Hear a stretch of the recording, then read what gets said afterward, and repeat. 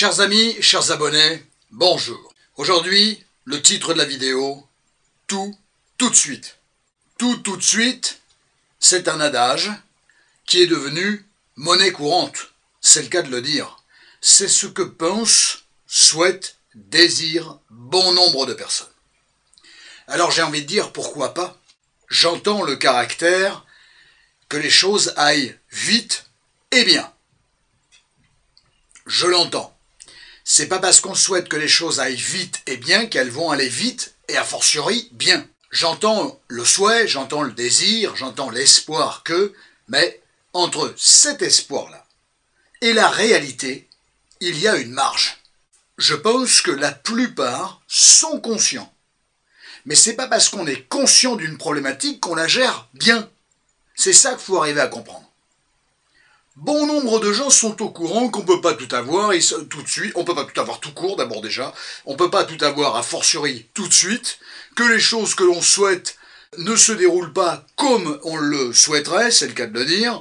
Voilà, il y a des paramètres qu'on ne maîtrise pas toujours. Quid de l'adaptabilité. Et quid aussi surtout de la gestion de la frustration, parce que vous vouliez que les choses aillent vite et bien, ok, c'est bien. Mais comment vous faites quand vous constatez que ça va pas vite et que ça va pas bien? Autrement dit, comment vous gérez votre frustration? Et d'une, temporelle, et de deux, au niveau du résultat. Et cette logique du tout de suite, c'est une stratégie, c'est devenu une stratégie, et honnêtement, elle ne me semble pas payante. Et d'une, je la cautionne pas, et de deux, je constate que bon nombre de personnes qui sont dedans s'en plaignent, réitèrent constamment la même logique, la même dynamique, mais finalement constatent ou prennent soin de constater, ou de ne pas constater, qu'effectivement ça joue dans la qualité de la résultante attendue. Autrement dit que le résultat ne se déroule pas comme il l'aurait souhaité. Pourquoi? Parce que le tout de suite, ça oblige à des comportements, à des attentes rapides, qui, lorsque la personne se rend compte, homme-femme, peu importe, comme d'habitude, lorsque la personne se rend compte que ça ne se déroule pas comme elle le voulait, ou que le temps passe, et que le résultat n'est pas celui qui est escompté, ou l'évolution n'est pas celle escomptée, eh bien il y a d'autres comportements qui viennent se greffer, se jumeler à tout ça, et ces autres comportements ne sont pas forcément ceux qu'il faudrait avoir à ce moment-là. Me semble-t-il. Je pense que stratégiquement, c'est pas forcément la meilleure méthode. Autrement dit, parfois, face au souhait d'un tout de suite, quand les gens effectivement se rendent compte que ça ne se déroule pas comme ils voulaient, ils balancent tout. Allez, ça marche pas. Allez, soit je vais chercher un autre truc, soit effectivement, je balance tout, j'ai plus rien à perdre. Mais ils prennent des décisions, ils ont des actes et des comportements qui effectivement peuvent se comprendre. C'est pas la question de ne pas le comprendre. La nature humaine, on peut toujours la comprendre. On peut essayer de la comprendre, on peut se donner les moyens de la comprendre. Ça veut pas dire qu'effectivement l'acte en lui-même, il est cautionnable et que le comportement est cautionnable. Et que c'est exactement ça qu'il faut faire et c'est comme ça qu'il faut réagir. Tout envoyer valser parce que on n'obtient pas ce que l'on souhaite ou que le temps tourne et que on approche tout doucement de l'objectif, mais finalement on n'y est pas au moment où on avait estimé qu'on voudrait qu'on y soit, au niveau temporel par exemple. Bon exemple, le temps, il est le fruit de ce qu'on en fait, le temps. C'est abstrait le temps. Hop, ils envoient tout balader, et puis voilà, en voiture Simone. Et le problème, c'est qu'il n'y a plus de voiture, il n'y a plus de Simone. C'est ça le souci. Et ça, c'est valable partout. Dans tout. En tout et pour tout. C'est valable pour les couples, c'est valable sociologiquement parlant, c'est valable psychologiquement parlant, c'est valable au niveau de la santé, c'est valable au niveau du sport, c'est valable au niveau de l'estime de soi, c'est valable au niveau de la confiance en soi, c'est valable au niveau d'un régime alimentaire, c'est valable au niveau d'une guérison, c'est valable au niveau d'une thérapie, d'un travail thérapeutique. Tout ça, tout cela nécessite du temps. De la mise en œuvre d'un certain nombre de choses, d'éléments, de caractéristiques, de comportements, mais ils réclament tous, pour la plupart, sauf certains cas de figure très particuliers, ils réclament d'être posés, installés dans le temps, étape par étape. Oui, ça prend du temps, mais c'est le prix de la construction ou de la reconstruction. Les claquements de doigts, ça existe, mais c'est bien souvent une illusion, et c'est bien souvent un préfabriqué totalement superfétatoire. Parce que ce qu'on construit vite et trop rapidement, les fondations ne sont pas les bonnes, et effectivement, il y a des risques de turpitude. Donc le tout de suite, c'est dangereux. Les reconquêtes, rentrons un peu dans le détail, les reconquêtes où le gars ou la nana veut, ok, qu'on soit de prendre un peu son temps, n'est-ce pas, mais le truc c'est que, voilà, si au bout de 2 semaines, 1 mois, j'ai pas récupéré mon ex, ça y est, c'est la catastrophe. Il y a beaucoup de gens qui fonctionnent comme ça. Et ça, c'est pas possible. Parce que dans les histoires de reconquête, il y a un tiers, il y a la logique d'un tiers. Et ça, vous n'avez pas la main là-dessus. Et cette personne-là a besoin d'un laps de temps qui n'est pas le même que le vôtre, pour ceux qui sont dans des dynamiques de reconquête. Le tout de suite, il est toujours dangereux. D'abord, votre agacement, votre emportement, votre emballement, votre irritabilité va se voir et ça va jouer contre vous. Et si vous mettez les bonnes méthodes de côté, et puis allez, on y va, allez, j'ai plus rien à perdre, et bien vous êtes capable de faire franchement l'inverse de ce qu'il aurait été souhaitable de faire pour reconquérir votre partenaire. Du moins, c'est même pas ça, c'est reconquérir l'image qu'il a de vous avant toute chose, et autrement dit, ça va être alimenté par une capacité à lui montrer autre chose de vous, autrement dit, autre chose que ce qu'il avait emmagasiné de vous avant la rupture. Et honnêtement, les informations, le regard qu'il avait, il ou elle, peu importe, sur vous n'était pas terrible. D'où la rupture. Donc le temps de reconquête, ça prend du temps. Le temps de guérison, ça prend du temps. L'être humain qui est dans le tout de suite, il se remet un petit peu dans une posture infantile. Refus d'attendre. Je veux tout de suite. Pour un enfant, c'est normal. Pour un adulte, c'est plus embêtant. Parce que l'adulte, normalement, il a appris à gérer ces temps-là. Ces temps d'attente. Ces moments stratégiques où il faut attendre, en attendant effectivement son tour, ou de pouvoir œuvrer et de mettre en œuvre sa propre partition. C'est ce qu'on explique aux enfants, ça prend du temps. Ils ne le comprennent pas. Les enfants sont des grands spécialistes du tout de suite. L'adulte qui est dans le tout de suite, bien évidemment, il est en prise, en proie, avec la notion, avec la nature même de ce qu'est un enfant. Et de son empressement, de son incapacité, des côtés intolérables à attendre. Je n'ai pas dit que c'était facile d'attendre, on apprend à attendre. Attendre, c'est un apprentissage. Et les temps d'apprentissage et les temps d'attente, les temps stratégiques, ça n'empêche pas de les optimiser. Ça n'empêche pas d'optimiser ce temps-là, et notamment, je ne sais pas, moi, quand vous êtes dans la file d'attente d'un centre commercial, ça n'empêche pas d'optimiser, et puis d'envoyer, de consulter vos mails pendant que vous êtes dans une file d'attente, de passer des coups de fil, d'envoyer quelques SMS, d'organiser, de réorganiser un petit quelque chose, de faire des choses que vous n'avez pas eu le temps dans la journée. Il y a toujours un moyen d'optimiser. Il faut juste avoir l'état d'esprit pour ça.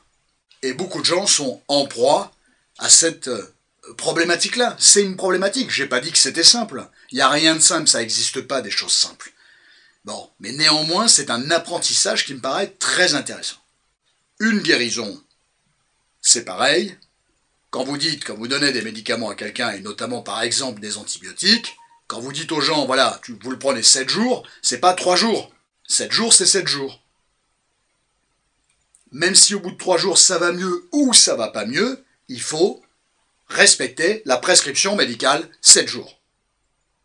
Et ça, l'être humain, il a une fâcheuse lecture, une fâcheuse tendance à faire les choses en fonction de son ressenti ou de son besoin. Je vais mieux, je laisse tomber. Bonjour la rechute, derrière, c'est le grand risque. Ou alors, 3 jours, j'ai encore les mêmes symptômes qu'il y a 3 jours. Voilà, laissez le temps, laissez à la molécule le temps de faire son effet. C'est psychique, ça. C'est organique peut-être, mais c'est surtout psychique, c'est une histoire d'approche, d'état d'esprit. La reconquête, on en a parlé. En sport, vous ne pouvez pas devenir, vous rêvez d'être un grand athlète, à votre niveau, à votre mesure, en fonction de vos objectifs. Très bien, ça se fait du jour au lendemain? Vous concevez ça? Non. Donc tout de suite, c'est pas possible non plus. Quelqu'un fait un régime. Ok, il y aura de bons moments, les premiers kilos qui vont partir, très bien. Et puis tout d'un coup, la stagnation, voire même un peu de reprise. Et les gens vont dire, de manière très désappointée, je comprends pas, je mange encore moins qu'avant, j'ai pris 1 kilo. Bien sûr, la physio, vous connaissez un petit peu? Tout ça est tout à fait susceptible de s'expliquer. On pose les choses, on s'affole pas, on attend, c'est pas gagné. Il y a des moments de transition, j'ai pas dit qu'ils étaient agréables, mais ils sont nécessaires et utiles. Il y a un truc à comprendre, ça marche par palier. tout de suite, vous allez lâcher votre effort et allez hop, vas-y, potentiellement je vais reprendre mes kilos. Idem quand il y a une restriction de sucre, de graisse, d'alcool, d'addiction, je ne sais laquelle, et ainsi de suite. Ça s'appréhende avec une certaine intelligence, pas j'arrête tout d'un coup. Parfois, pourquoi pas, si vous en avez la force mentale. Mais c'est pas toujours le cas, loin de là. Donc à la limite, ça devient du petit à petit. Voilà. Je me sépare, je suis dans un sevrage.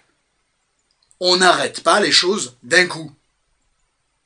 Vous savez pourquoi les couples finalement s'arrêtent très vite et d'un coup, et sans explication? Bien souvent parce que ça démarre très vite, d'un coup, et de façon de parler sans explication. Du moins il y en a puisque les interlocuteurs sont face à ce moment-là. On est d'accord. Et ça c'est un souci aussi. Ça s'arrête aussi vite que ça a commencé. La dynamique libidinale, sexuelle pour ne pas dire, c'est pareil, ça s'enclenche très vite. Probablement trop vite. On consomme. On surconsomme. Il faut vérifier sur ce terrain-là, tu comprends comment ça marche. Il n'est pas question de ne pas vérifier, il est question potentiellement de prendre son temps. C'est pas parce que ça vous travaille et que vous avez rapidement envie de découvrir comment ça marche que forcément il faut le faire. Hein? Le désir, ça peut monter. Ça peut être agréable quand ça monte. Petite frustration, je vous l'accorde. C'est pas grave. La fois prochaine peut-être. Ou dans 2 fois. Ou dans 1 semaine. Ou dans 2 semaines. Ça serait non, il n'y aura pas, il n'y a pas. Oui, c'est de la frustration pour de la frustration. Mais à partir du moment où, bon, on verra ça demain, on verra ça dans 2 jours, on verra ça dans 1 semaine, on verra ça dans 15 jours, la capacité de gestion de la frustration est normalement différente, puisqu'il y a une information avenante qui accompagne cette frustration, et qui vient dire « demain, ce sera possible ». C'est une expression, les amis, hein. Tout de suite, c'est une expression. Donc demain, ce sera possible, c'est une expression aussi. Mais je trouve qu'elle est un beau contrepoids. Tout de suite d'un côté, demain, ce sera possible d'un autre. Qu'est-ce que ça sous-entend, ça? Demain, c'est pas aujourd'hui, c'est pas tout de suite. C'est demain. C'est un exercice rhétorique. Mais c'est déjà intéressant d'avoir cette approche-là. Si c'est pas aujourd'hui, ça sera demain. Le fait que je sache que ça sera demain, ça me permet de gérer aujourd'hui. Et demain, ça ne veut pas dire demain, mettons là on est samedi et que ça sera demain dimanche. Non, c'est pas comme ça que ça marche. Demain, ça veut dire pas aujourd'hui. Dans les jours qui viennent. Voilà. Si vous avez compris ça, vous avez compris énormément de choses. Alors, vous le comprenez, c'est une problématique de mise en place, de mise en œuvre. Pas une problématique de compréhension. Et quand ça bute, c'est normal que ça bute. C'est logique. C'est même pas plus mal que ça bute. Ça vous renvoie à comment vous fonctionnez. Toutes les fois où on est agacé par un truc, c'est assez génial. Parce que ça vous renvoie vers vous. C'est un miroir là qui vient se greffer en face de vous. Symbolique les amis, hein, on est bien d'accord. Imaginaire, hein, on est d'accord. Voilà, qui vient dire, tiens, dis donc, t'as vu comment tu fonctionnes? Et ça, c'est fabuleux. Mais il y a beaucoup de gens qui prennent soin de ne pas avoir le petit miroir qui se met en face d'eux. C'est pas le miroir que vous avez dans votre salle de bain ou quoi que ce soit. Non, c'est un miroir symbolique qui vous renvoie comment vous fonctionnez. Quelles sont vos ouvertures, vos tolérances, vos intolérances, votre capacité de gestion de la frustration, et ainsi de suite. Et ça, c'est assez génial. Me semble-t-il. Regardez tout de suite ce que ça a généré, notamment dans le commerce. Alors le commerce, il est multidimensionnel maintenant, on est bien d'accord, c'est autant au magasin que les services qu'on peut acheter à la télévision ou sur son téléphone ou ainsi de suite. Regardez par exemple les séries. Moi qui suis pas un genou, à l'époque, je regardais plus ou moins vaguement des séries, et quand un épisode il était génial, et que ça s'arrêtait, fallait attendre 1 semaine. Et pendant 1 semaine, bon, tu passes à autre chose, hein, tu y repensais 2 jours avant ou la veille, mais voilà, fallait attendre 1 semaine. Voire des fois j'ai connu des téléfilms, c'était 1 mois après, mais c'était extrêmement rare, mais il y a eu des trucs tous les mois. Mais normalement c'était toutes les semaines. Fallait attendre. On cultivait bien, on cultivait mieux ce truc d'attendre. Pourquoi je vous parle des séries? Parce que c'est hyper à la mode. Qu'est-ce qui a complètement changé là-dedans?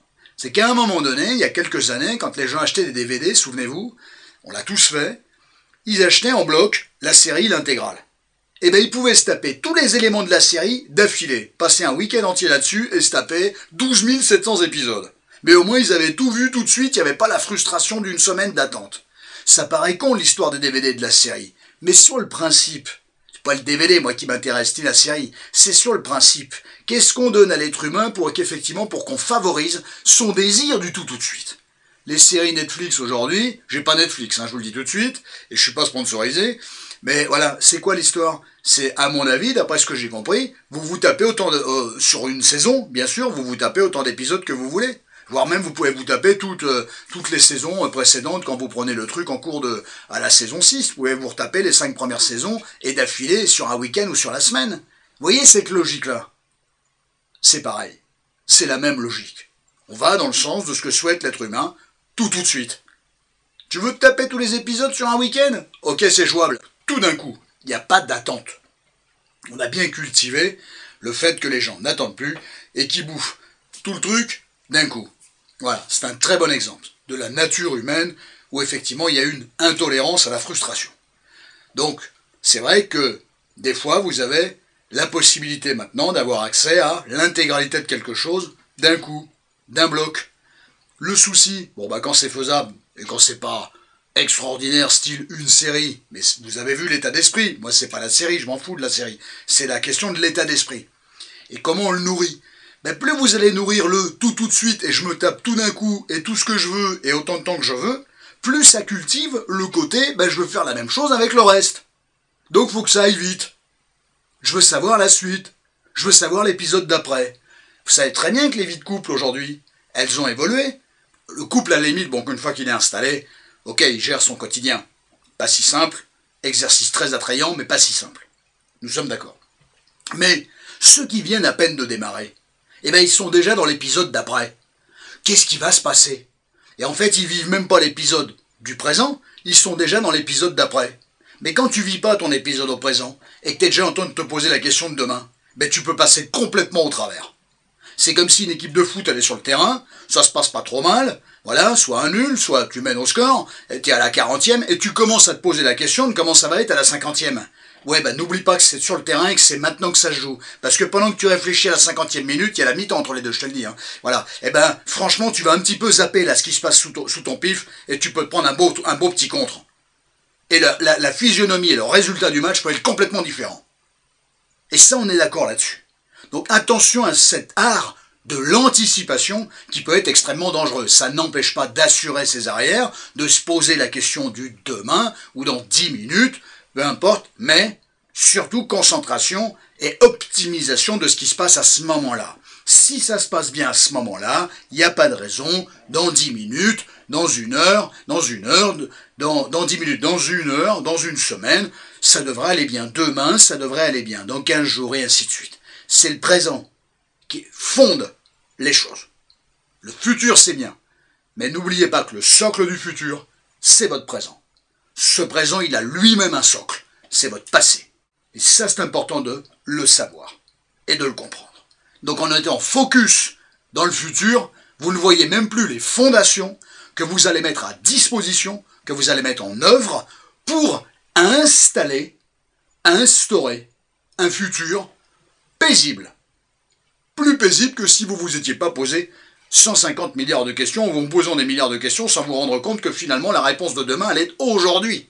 Sachant dans la vie, je vous l'apprends pas, il y a plein d'éléments qu'on ne maîtrise pas. C'est le propre de la vie, c'est tout le charme de la vie, toute l'angoisse potentielle de la vie, mais tout le charme de la vie, je dirais. Donc, déjà qu'on ne maîtrise pas grand-chose, imaginez si vous êtes tourné vers une notion tridimensionnelle, le futur, alors, et en prenant soin de ne pas regarder votre propre présent. Donc tout de suite, ça vient questionner tout ça. Les problématiques de confiance en soi et d'estime de soi. C'est pas parce que vous regardez 4 vidéos YouTube, que vous lisez des bouquins là-dessus, que vous êtes focus là-dessus pendant un mois, que tout va changer. C'est des processus lents. C'est bien foutu ou c'est mal foutu, j'en sais rien. C'est comme ça, c'est la vie psychique. La vie psychique, elle a besoin de temps. On ne déconstruit pas les choses comme ça du jour au lendemain. Ça, c'est un problème. Surtout qu'il faut quand même essayer d'arriver à comprendre comment ça se fait qu'elles se sont constituées comme ça. Pour déconstruire quelque chose, il faut encore, me semble-t-il, savoir comment elles se sont construites. Me semble-t-il. Je sais bien, on peut tout faire péter, et puis dire, voilà, allez, on pète tout, et puis on reconstruit dessus. Très bien, mais qui vous dit que vous n'allez pas reconstruire la même chose, voire même pire? Qui vous le dit, ça? C'est illusoire, c'est hypothétique, vous jouez ça à pile ou face, vous? Pas de problème. Libre à vous. Attention à ça. Donc, repérer la manière dont les choses ont été construites, le raconter, nous sommes des êtres de parole, et puis effectivement, après, ce sont des processus de déconstruction. Comment apprendre à fonctionner autrement. Petit à petit, et être encouragé par les premiers bons résultats, et d'autres suivront, bien évidemment. La thérapie, c'est pareil. La thérapie, elle s'installe sur un certain nombre de séances, pas 2 ou 3 séances. C'est pas possible. C'est une illusion. Et ça, le tout de suite, en thérapie, c'est compliqué. Ils font pas bon ménage, les deux. Thérapie et tout de suite. La construction de l'estime de soi, de la confiance en soi, dont on a parlé tout à l'heure, il y a une poignée de secondes, voilà, c'est pareil. Ça ne se met pas en œuvre du jour au lendemain, c'est pas possible. Vous allez voir, quand les relents affectifs et quand des réflexes historiques et psychiques vont se remettre en place, vous allez voir la difficulté que vous aurez à lutter contre ça. Il faut le savoir. Il faut le savoir. Sinon, vous êtes dans l'illusion. Vous avez le droit. C'est pas mon truc, l'illusion. C'est pas mon truc. Alice au pays des merveilles, hein, c'est pas toujours ma copine. Bien souvent, de toute manière, ce qu'il faut arriver à comprendre, c'est quand les choses se détériorent, elles peuvent pas, tout d'un coup, par un coup de baguette magique, complètement se modifier. C'est pas possible. Les choses se détériorent parfois lentement, donc il faut du temps aussi pour reconstruire, stopper un processus qui était plutôt destructeur et commencer à mettre autre chose en place. Que ça soit la santé, que ça soit l'économie, que ça soit sociologique, que ça soit psychologique, que ça soit la vie de couple. Un couple se détériore malheureusement, alors des fois très vite, mais des fois petit à petit, donc c'est petit à petit que ça va reprendre le dessus. Voilà, la relation à l'autre, c'est pas quelque chose qui, en claquant des doigts, hop, ça y est, on redémarre. Il laisse des traces, il y a un passé, il y a un passif. Ce sont pas des choses qui s'oublient et on passe à autre chose du jour au lendemain comme si de rien n'était. Non. Idem quand je fais des vidéos, d'ailleurs, tiens, au fait, je reviens sur un point l'autre jour, quand j'avais fait la vidéo sur la différence entre la dépendance affective et la personnalité dépendante, le but était absolument pas que vous vous auto-diagnostiquiez. Pas du tout, ça n'a absolument rien à voir. Je vous informe de cliniquement comment ça... Théoriquement d'ailleurs, c'est plus de la théorie que de la clinique. La clinique, c'est bien souvent ce que le patient raconte de sa propre problématique dans le cabinet thérapeutique. C'est ça la clinique. Voilà, à partir du moment où on n'est pas là-dedans, on est plutôt dans du théorico-clinique, voire de la théorie. Et donc, quand je vous racontais tout ça, c'est pour vous informer, c'est pas pour que vous arriviez à évaluer, faire votre diagnostic. Il sera forcément erroné. Forcément erroné. Même en fonction des informations. Ça vous donnera un indice, mais vous ne pouvez pas poser un autodiagnostic là-dessus. Ça, c'est pas possible. Il faut toujours avoir un expert, un professionnel. Pour ça. Idem, parler d'une problématique, ça ne veut pas dire, cette chaîne-là, comme tant d'autres, c'est pas la solutionnite aiguë. Je sais pas, il n'y a pas forcément, il y a des problématiques qui n'ont pas et qui ne rencontrent pas une solution comme ça, tout de suite. Hop, je te refile le tuyau et c'est réglé, tu vas bien te débrouiller avec. Ça serait formidable. Ce serait fantastique. Mais en matière psychique, ça n'existe pas, ça. Ça n'existe pas. On est dans le repérage et la déconstruction petit à petit de quelque chose. Et c'est très complexe. Et ça prend du temps. Voilà, il me semble très important de ne pas négliger ces informations-là. Les choses se font par étapes. Étape par étape, petit à petit. Il vaut mieux un petit peu tous les jours, mais ça progresse, une estocade d'un coup et après il n'y a plus rien. Voilà, et ça c'est un énorme problème. Attention à la procrastination, c'est l'adage qui est chevillé au tout de suite, bien évidemment, et qui vient compliquer, pour ne pas dire contrarier les choses. Et pour ceux qui veulent effectivement améliorer leur confiance en eux, l'estime d'eux-mêmes, le côté gestionnaire de leur existence, vous pensez bien que la procrastination, c'est votre pire ennemi. Ça, il faut absolument le savoir. Hein. Votre pire ennemi, c'est la procrastination. Me semble-t-il. Après, il y a des gens qui vous expliqueront que c'est le top. Il n'y a rien de mieux que la procrastination. Oui, bah pas moi. Voilà. Après, je vous laisse choisir vos interlocuteurs. C'est vous qui voyez, vous agencez, vous organisez votre existence comme bon vous semble. Moi, je vous aurais donné ma petite parole, ma petite vision des choses. Structurante, j'espère.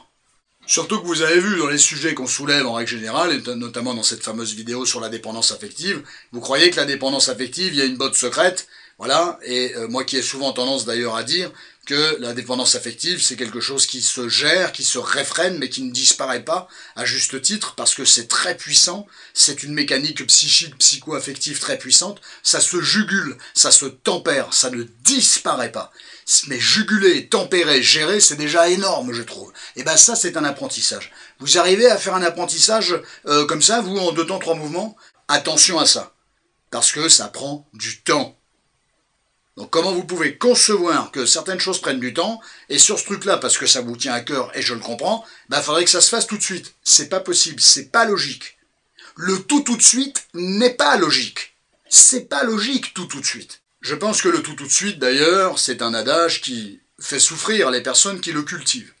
Parce que, quand tout va bien, hein, on est d'accord là-dessus. Mais à la limite, quand ça va pas, quand ça bute, quand ça se déroule pas comme il le voudrait, ou que le temps tourne et que ça n'évolue pas comme il le souhaite, c'est-à-dire souvent, eh bien effectivement, il y a des déperditions, il y a des ratages, il y a de l'inconfort, il y a de la turpitude et tout ce qui s'ensuit. Et ça, c'est un vrai problème, qui est tout à fait explicable. Mais c'est pas le fait que ça soit explicable, c'est comment y remédier. Non pas au fait que marche par marche, non, comment apprendre et apprécier presque le marche par marche, plutôt que de dévaler les 4 étages 4 par 4. C'est une métaphore, les amis.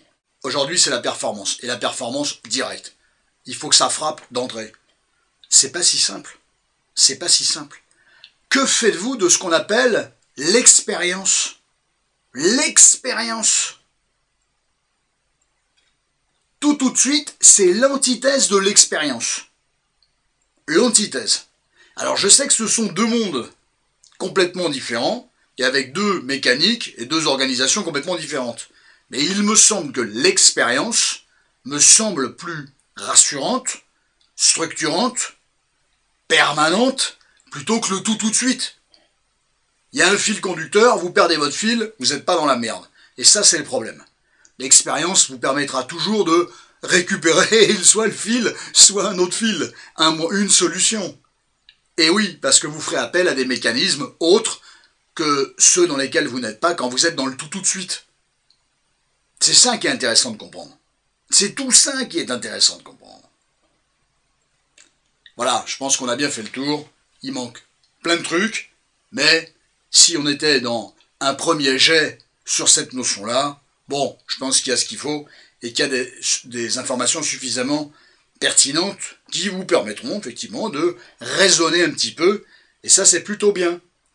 Je n'ai plus qu'à vous souhaiter une bonne soirée, une bonne journée, un bon week-end, une bonne semaine, et à vous retrouver avec enthousiasme la semaine prochaine. À très bientôt, chers amis.